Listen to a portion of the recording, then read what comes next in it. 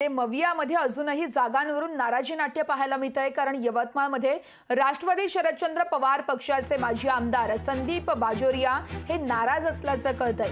योग्य तो सन्मान मिळत नसल्यानं नाराजी असल्याची देखील माहिती समोर आली आहे। तर राष्ट्रवादी शरदचंद्र पवार पक्षाचे प्रमुख पदाधिकारी हे प्रचारापासून आता दूर राहणार असल्याचं देखील कळतंय। तर यवतमाळमध्ये मवियामध्ये नाराजी नाट्य अजूनही सुरूच असल्याचं पाहायला मिळतंय।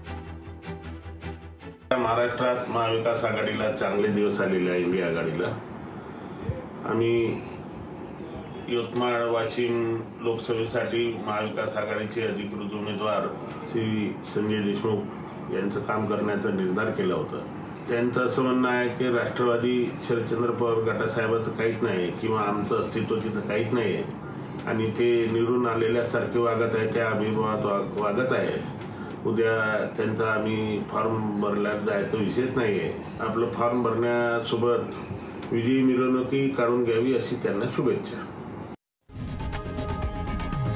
लोकशाही मराठी ऐका, पहा, जागरूक रहा।